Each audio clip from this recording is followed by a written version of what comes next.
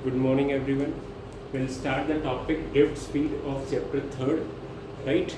Second part of the third playlist, right? Drift speed.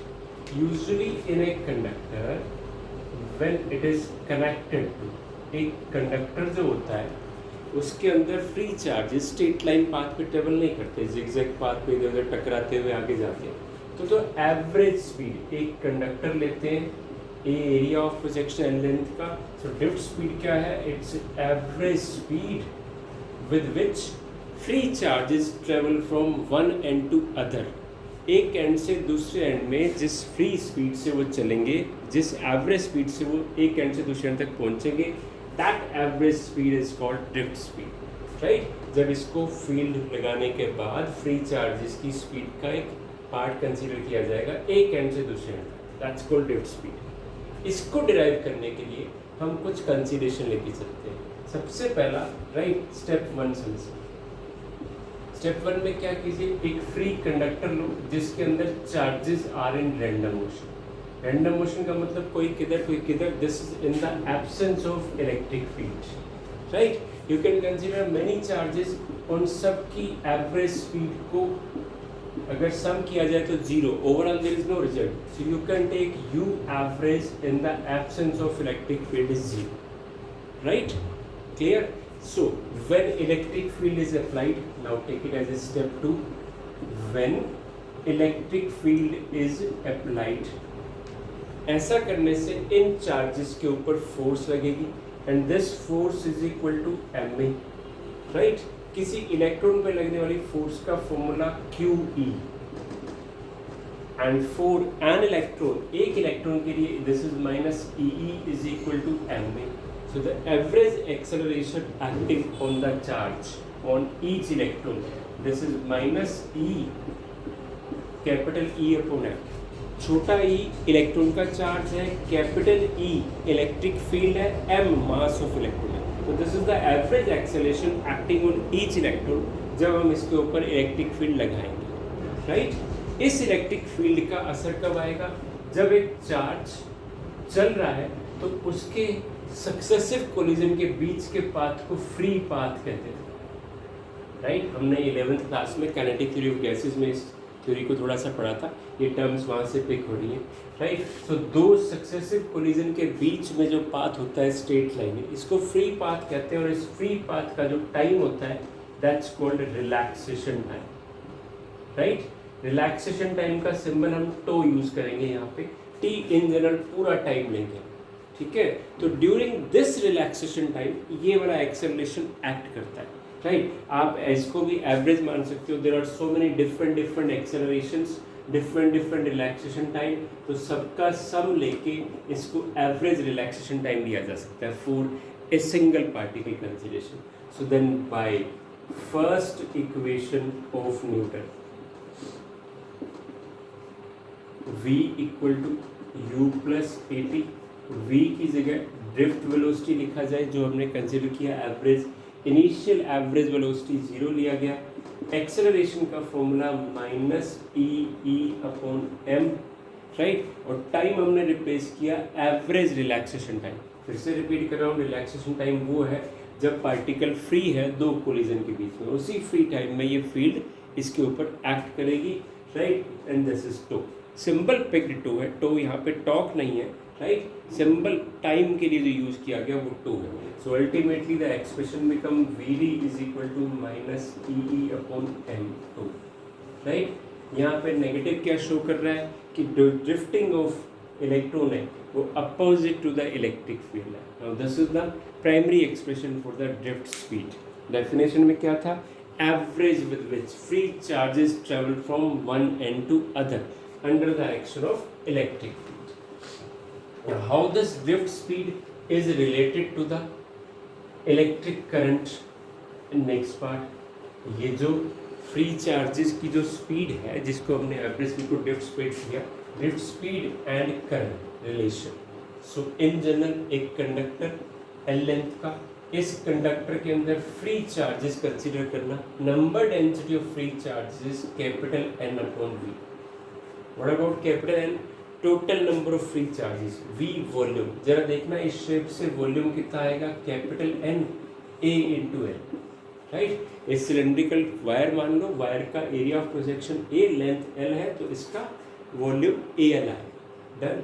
अगर ये number charge density है तो पास होने वाले करंट को by the definition current is equal to rate of flow of charges Q upon T, Q की value minus n e upon t, quantization से total number of free charges N से multiply करके capital N की value second से put करना, from second capital N की value क्या आएगी, छोटा n इंटू AL। छोटा n क्या है, नंबर डेंसिटी, राइट, कितने चार्जेस पर यूनिट वॉल्यूम में है, ठीक है। इसको यहाँ पुट करेंगे, राइट, वहाँ करंट में पुट करो, so this is current is equal to minus it's छोटा n capital A small l E upon T, now as L upon T, total distance upon total time taken, definition V average, average के लिए हमने जो term use किया वो drift speed, that's why it is drift speed by the definition.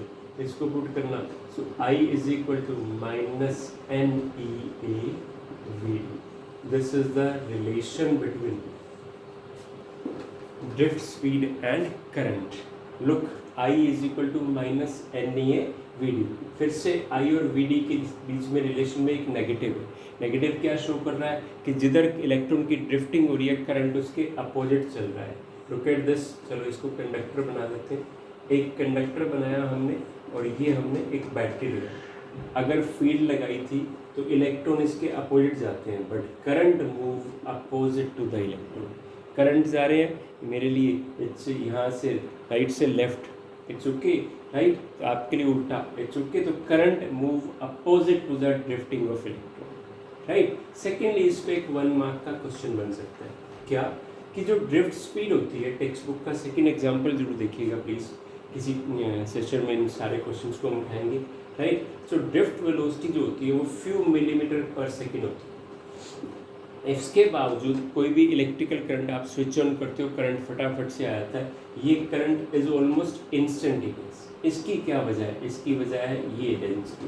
किसी conductor में density जो होती है 10⁻28 या उससे भी ज़्यादा, कंडक्टर के अंदर फ्री चार्ज डेंसिटी इस ऑर्डर की होने की वजह से करंट इज ऑलमोस्ट इंस्टेंटेनियस। सोचो ये छोटा सा एक पार्ट है कि किसी इंसान ने सिर्फ 2-3 रुपए का लॉस आया, लेकिन ये लॉस करोड़ों लोगों का कि सिर्फ एक बंदे के पास क्या, एक इंसान करोड़ों लोगों से 2-2, 3-3 रुपए लेके चला गया, तो इकट्ठा बन के उसके पास जो अमाउंट आई, दैट्स करंट। तो current is almost instantaneous due to this large number density, right. That's the relation between drift velocity and current. इसी को आप ओम्स लॉ की माइक्रोस्कोपिक फॉर्म तक ले जाने में हेल्प कर सकते हो, या रेजिस्टेंस और टेम्परेचर के रिलेशन के लिए लेके जा सकते हो, right. Look at the part, यहाँ आप ड्रिफ्ट वेलोसिटी की वैल्यू पुट कर सकते हो, NEA, और VD वैल्यू हमने अभी डिराइव करा था E/m2, right. So this is current, minus minus cancel हो गया, NE²A/m2, और ये कैपिटल E। अब E की वैल्यू आपको याद होगा, इट्स पोटेंशियल ग्रेडियंट, पुट कर दो please. So this is current plus NE²A/2/m, this is V/N, and by the Ohm's law V की वैल्यू पुट करो, right. Did you remember Ohm's law, हमने लास्ट सेशन में उसको किया था, राइट, पार्ट 1 में। So that was V equal to RI, put it my dear, I is equal to NE²A/2/m, और ये RI/L, I से I कैंसिल हुआ, राइट। सो यहाँ से R value I am finding